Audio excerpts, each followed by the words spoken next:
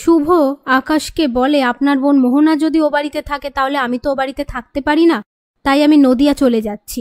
আকাশ বলে, বাবা চলে যাওয়ার পর থেকে ছোটবেলা থেকে আমি আমার বোনকে মানুষ করেছি, তাই ওর কোনো অসম্মান আমি চাই না।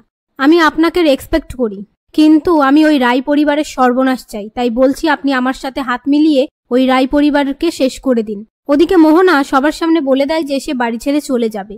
এ কথা শুনে সেবন্তী মোহনাকে না আটকালে মোহনা নাটক করে অজ্ঞান হয়ে যায়। তখনই সেবন্তী আদ্রিতকে মোহনাকে ঘরে নিয়ে যাওয়ার কথা বললে পাশ থেকে ঋদ্ধি বলে, দাদা খুব ক্লান্ত, এখন যদি সিঁড়ি দিয়ে মোহনাকে নিয়ে যেতে গেলে মাথা ঘুরে যায়, কেলেঙ্কারি হয়ে যাবে, আমি ব্যবস্থা করছি। এই বলে একটা হুইল চেয়ার এনে দেয়। সেটা দেখে মোহনা বলে, আমি আয়নের সাথে বেশি কমফর্ট ফিল করি।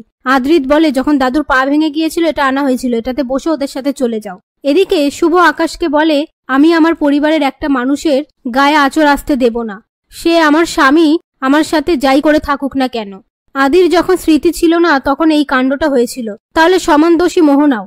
আকাশ বলে, তাহলে কি সব দোষ আমার বোনের? শুভ বলে, আপনি ঠিক ভুলের পর্দাটা সরিয়ে সত্যিটা দেখুন, এক হাতে তালি বাজে না। এই বলে বাইরে এসে ফোন চেক করে দেখে আদ্রিতের ঠাম্মি মেসেজ করেছে যে আদ্রিতের মেচকা, রূপক আর ঋদ্ধি মিস্টার সেনের অফিসে যাচ্ছে। তারপর শুভ তাদেরকে দেখে একটা কোনায় গিয়ে লুকিয়ে আদ্রিতের ঠাম্মির সাথে ফোনে কথা বলে। এরপর সবাই মিলে আকাশকে রিকোয়েস্ট করে যাতে বিজনেসের কোনো ক্ষতি না হয়। তখনই আকাশ বলে, আপনাদের বাড়ির বউ শুভলক্ষ্মী ইন্ডিয়া ফিরে যাচ্ছে, তারপরেও আপনারা ব্যবসার কথা ভেবে যাচ্ছেন। এতক্ষণে শুভলক্ষ্মী এয়ারপোর্টের দিকে রওনা দিয়ে দিয়েছে, সন্ধ্যে 7টায় ওর ফ্লাইট।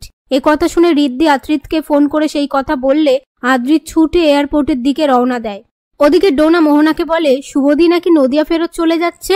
এ কথা শুনে মোহনা খুশিতে নাচতে থাকলে সেই মুহূর্তে আদ্রিতের ঠাম্মি এসে বলে, একটু আগে তো তুমি দাঁড়াতে পারছিলে না, এখন দিব্যি নেচে বেড়াচ্ছ, পায়ে জোর ফিরে এলো বুঝি? মোহনা বলে, আসলে প্রেগনেন্সির সময় খুব মুড সুইং হচ্ছে, এই হাসি পাচ্ছে, এই কান্না পাচ্ছে, এখন তো খুব এমার্জেন্সি, ওয়াশরুম যেতে হবে আমাকে। এই বলে সেখান থেকে চলে যায়। এই সমস্ত কথাবার্তা শুনে আদ্রিতের ঠাম্মি আপন মনে বলে, তুই ঠিকই বলেছিস শুভ, এই মেয়ে অনেক বড় উদ্দেশ্য নিয়ে আমার সংসারে ঢুকেছে, তুই যা করবি ভেবেছিস তাড়াতাড়ি কর, না হলে আমি আমার সংসারটাকে বাঁচাতে পারবো না।